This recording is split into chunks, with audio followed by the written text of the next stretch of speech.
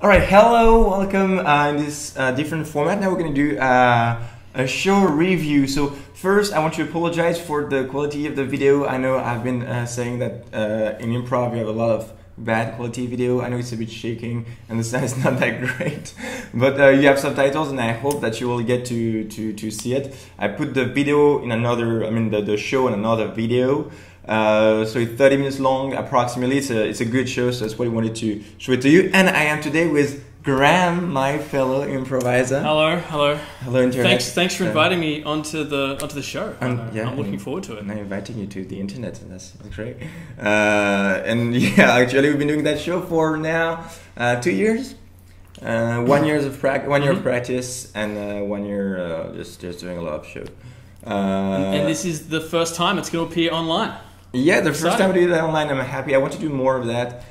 So reviews. So the idea is to show you the mechanism behind what we're thinking about when we're doing our show, where we were heading to, the mistakes that we made maybe as well, and basically how we roll when we're doing a long format. So it's about telling a story in 30 minutes. Usually do 1 hour. This is going to be 30 minutes. We did that at an Improv Festival.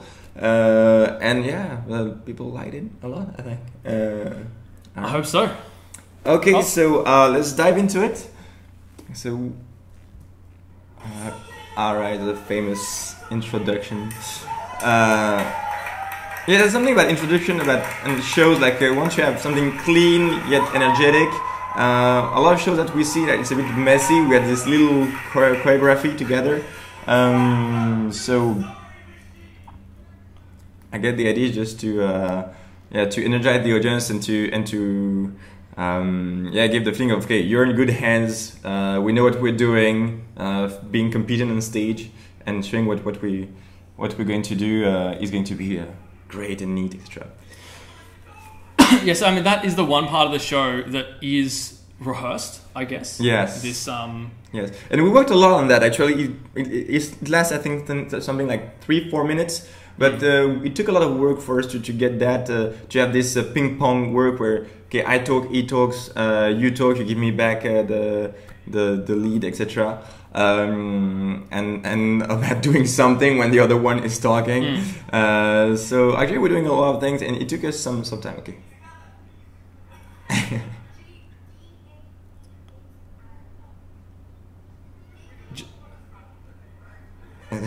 So that's one of the things that so we're asking the audience name, when you are interacting with the audience, if you don't get it or you don't want to break the rhythm of the show, so if you're still being showing some good nature, still being very kind with the audience, but I didn't want to lose too much time with that name, so I just went for what I got, and mistakes are fun, so it's okay. I didn't get it right, but it was still fun, and it keep it on the track. I think in every show we do, there's some sort of mistake at some point with the audience, and they like it. Yeah. they like it when we mishear each other. And it doesn't really matter.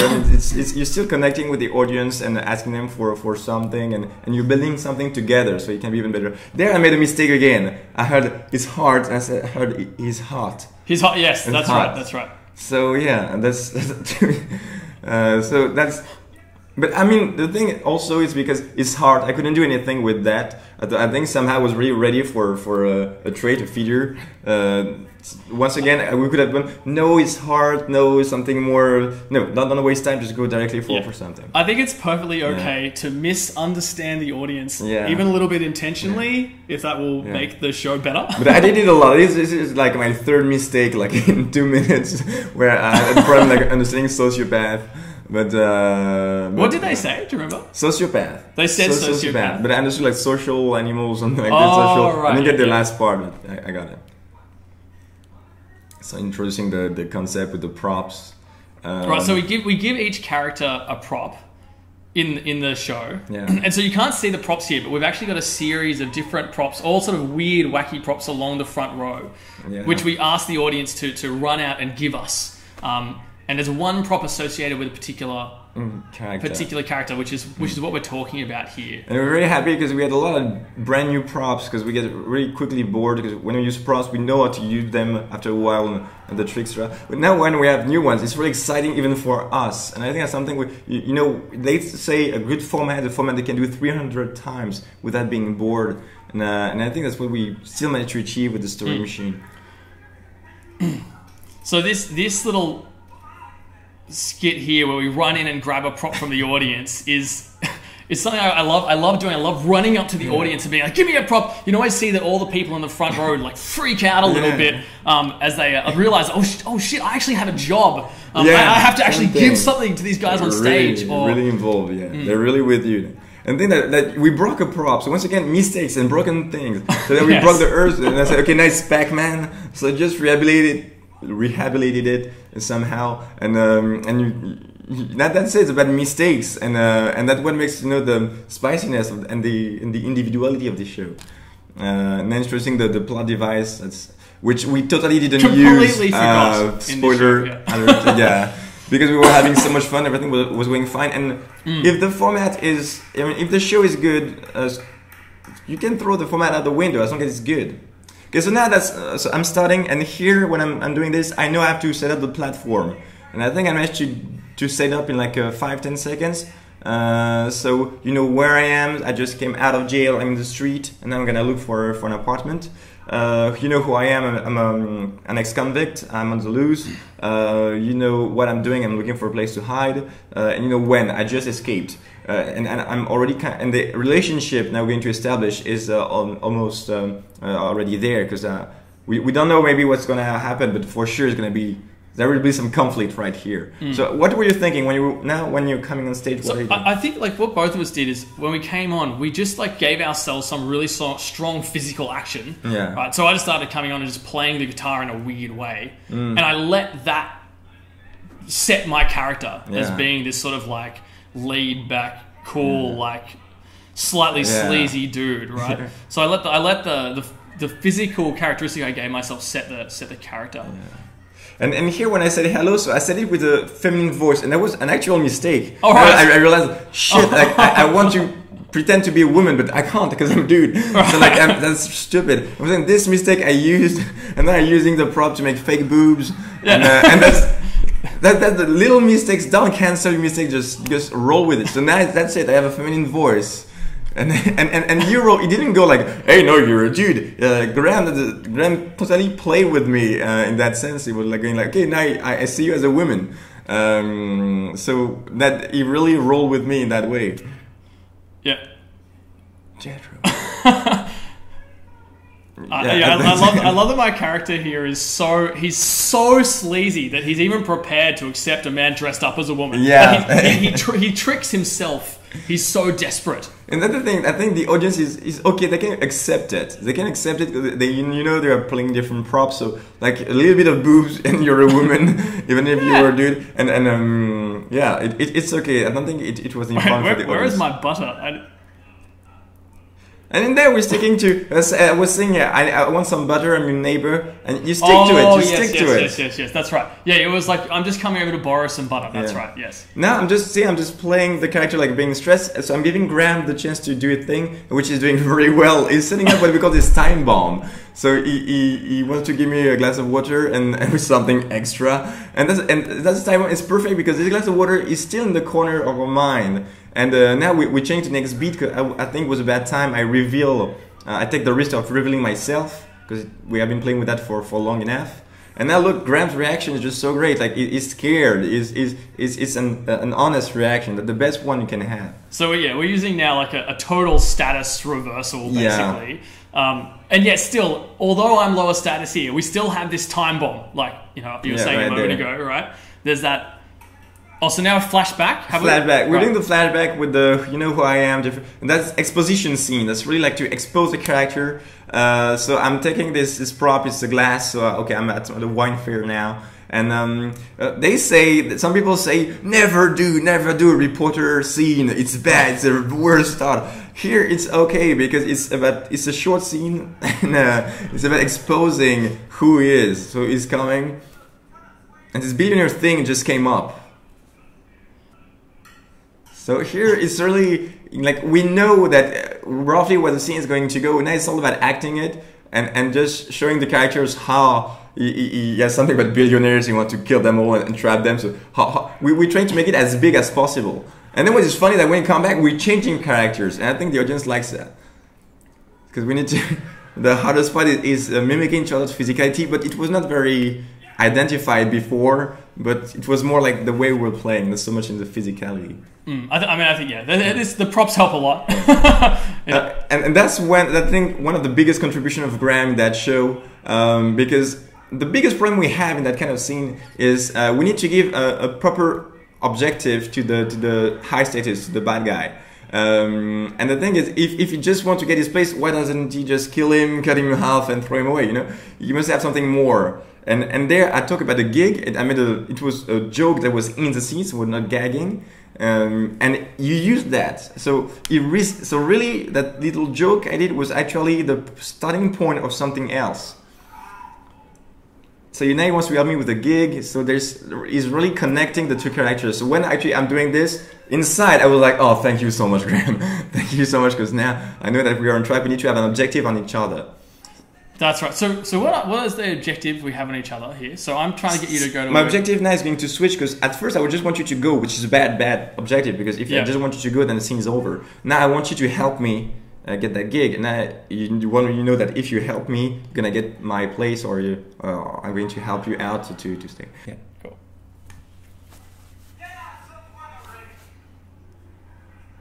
Yeah, so here, like, bringing back the time bomb to make the plot move forward, to change the status mostly, to get the status reversal happening. Yeah, so this is funny because I was trying to make friends with you at this point, but I realized we really had to have this time bomb resolved, right? I think the timing was correct, because we didn't have time where, okay, the high status was high and you needed to change. Either you have a dramatic change that was going to happen, either it's gradual, but since we're on a short format, and I think immediate change is more dramatic. Could you really not hear me then? No, it's just that I thought that the audience wouldn't hear you, so just aim to keep your voice high. It's quite funny though, they quite liked it. Yeah.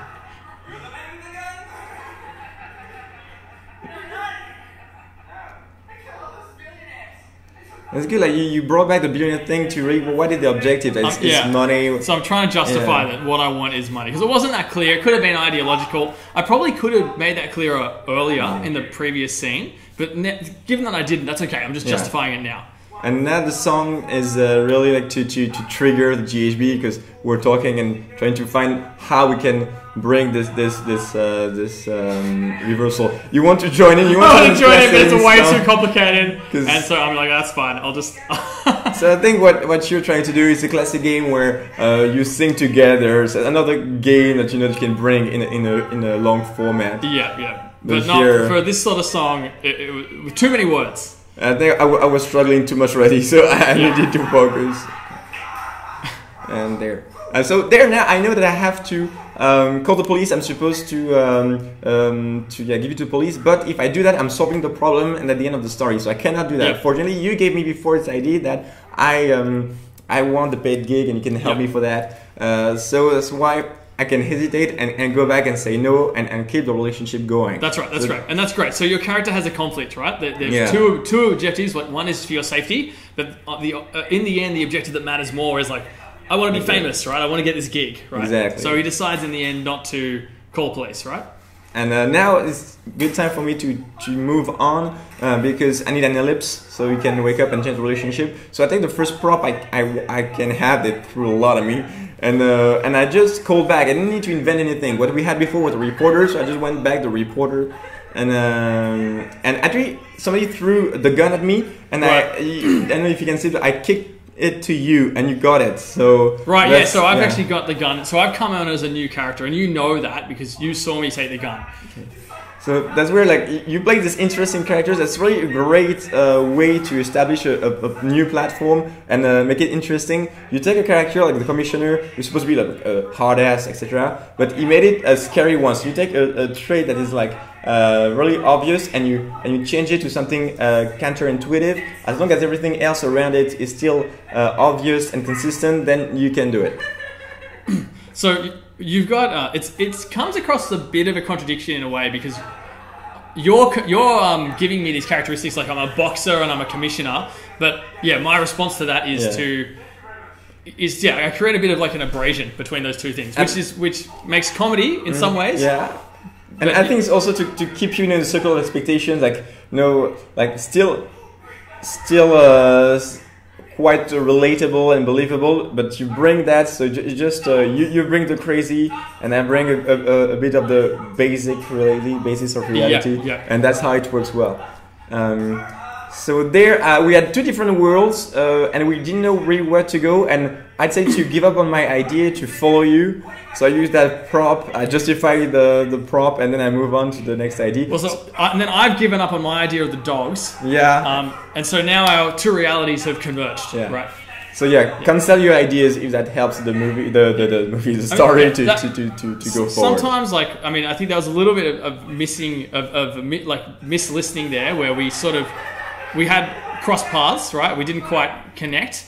But then that's okay. We just realized that we made that mistake, and then we justified it and corrected it and consolidated it into one reality as quickly as we could.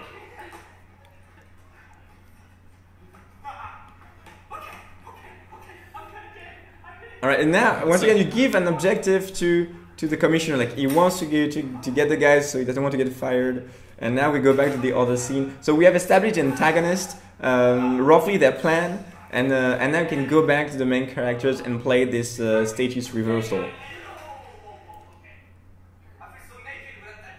Yeah, so that's just to justify that I am the bad guy, but I think it was obvious. So I'm straight away introducing that objective that I have on you. So it's not just a general objective; it's specifically something I want from you. Yeah. And now, trying to rise up the stakes is why I bring the police ball and to make the characters converge because we're reaching like the midpoint or 2/3 of the story. So we're going like to the climatic moment. So danger, go to the most dangerous idea that you have. Take the risk to put your character in danger. So and that's the place where the worst place the gig can happen. So that's why to me it's quite obvious. So I think there's quite a lot happens here that we say rather than show. So, for example, you define the fact that, okay, there's this police ball coming up, and then I tell the story, okay, we're going to kill all this. You're going to kill all the singers, right? But I guess this is part of, because of the format, we have to push the plot forward as fast as we can. Also, we're playing the relationship, but as well, I was very afraid of falling into the agreed activity kind of problem, which is like fear mechanism. Just show. But we played a bit and then move forward. And then I bring the three-hand thing, like your first little thing. So I nearly cracked it then. I thought that was so hilarious when he did that on stage. So it's not that obvious in the video, but he's basically in the handshake, done a two-handed handshake, and then a third one to show, okay, actually he literally has three hands. And that's another thing that will come back later after. It's really starting with something. So my foot is stuck on a prop, and I actually don't listen to you at this point. Okay. So then you say this line inviting me to start singing or making music, but I didn't hear you. I'm just like, oh shit, I better come on stage. But it's okay, you move forward, and that's great. Actually, it's a fast forward a bit of the story. And here, so I'm establishing the platform sitting high, so that stadium can use as well to establish quickly a place. Play with random people like that are in that place, and that go away very quickly, and give some hint about the atmosphere of the song. Look at you looking just to check. Oh, that's the prop. Yeah, right? Just check your prop. You couldn't see my prop. You're like, at first I couldn't see you. I couldn't see. I was not sure. No, okay, that's you. Okay, sorry. So I kind of hid the prop from you a bit there. And then there's. But then you find the prop. Like your character finds the prop. You get it with your hand, and you're like, oh shit. And so now we're like actually struggling for our lives. And you reacted so fast because you wanted first to part. Like to go away from each other, but then I put you closer, saying no, stay. It's more funny if we do like this, and you reacted like in a quarter of a second. It was so fast, and now we're just. So we're trying to make this fight scene as like epic and hard as possible, and their mistake, like the barrel is off. And then the cartridge goes away. Right. So both weapons are useless. So now we have to resort to our fists. Right. And like mistakes, so, and don't cancel it. We just play with it and go with it. Amazingly, the audience was really following all of these bits. And we're tired. I'm tired. I'm tired. I have no stamina. Yeah, I'm tired right now. And so we go back to fist fights, and we have a little bit of verbal fights. Just while we get our breath back. Yeah. And now when you're doing fist fight, we use the classic slow-mo trick. So I have no idea what I'm doing, so I'm just reacting. I want you to win, I think. Yeah. And so there, like, I was expecting you to stop me. And then when you didn't, I wasn't doing a real punch, which was kind of a bit of a wimp for me. So I just had to go with the tackle instead. But you know that I cannot win. Actually, so now you realize that me I cannot win this fight. Otherwise, the story is over. Yeah, and I think I just realized that at this point. And then, yes, okay, so I've used my third hand, which you introduced earlier. And the callback of the three hands is just so great. So I think this is the moment the audience liked the most. Yeah. And we get... And I have to lose. That's just so great. I think we got a lot of love from the audience for that callback. Yeah. That actually really resolved an important part of the plot, right? Well, apparently. And another callback that is so damn hard. And then another callback of the killing the other singers. So just recycle your ideas. So I said I've killed all the singers. And the thing that I'm a bit out of breath, and I feel like I'm not sure I can sing. Right? I can see I'm a bit out of breath. I'm a little bit nervous. You can say I'm a little bit like, oh shit, he's actually really tired. So I'm like, yeah. Let's tread water for a bit here. So we're just gaining time here by hesitating. But it's nice that you tell the audience hey guys, I'm really tired. And play with it. And they love it. They love it. Whatever you have on your hands, just play with it. I'll sharpen my scalpel thing. I was just thinking something completely different, but we'll just let it go. So that one game, this famous game where you ask the audience to give you genres, styles for songs, and then you sing them. You can recycle that in your shows. It's no problem, and in a long format as well. So I'm really happy to get this interaction with the audience, and we always try to get as much interaction as possible. Yeah. I think I like that you gave me that, and the audience they love being asked for advice. And you decided so fast, like. I want a song. You have opera, metal. Okay, opera. First things, you keep up the pace. And that's pimping. That's not like it's pimping me, and that's good. That's great because you can do that because it's not destroying it's challenging, and you want to see the improviser being like in danger, and so that's really good. Yeah, I was like, oh my god, it's so good because he can sing really well. I'm trying to raise the stakes for you here a bit. Get the audience ready for what's about to happen. So I said to warm up, but actually, I'm glad you rejected that. I'm glad you're like, no, we don't need to warm up. We don't need to tread water. We're gonna do this now. I'm glad that you did that. Oh. So now I'm just using some opera air that I know. Not my best text. No. Give yourself something difficult to rhyme with, and the audience will appreciate, even if you fail. But ambiguous and dangerous actually rhyme pretty well. Yeah. So that's the moment where actually I use a song to make the self-revelation. So that's the self-revelation of the character that is going to bring the last tilt between the two characters to make the story move forward.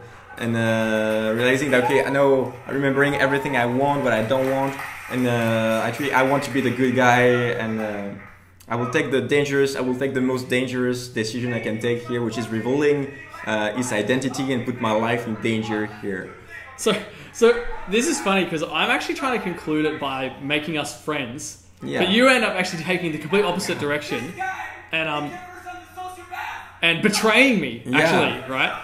So now you go back to bad guy mode. So I have to I'm like, oh no, shit, I was vulnerable a minute ago, and then I'm like, okay, actually, you know what? I'm just gonna go back to being classic bad guy. And now I'm using a lot of different props to play a lot of different characters, which is something we do a lot at the end of stories to bring some climatic feeling.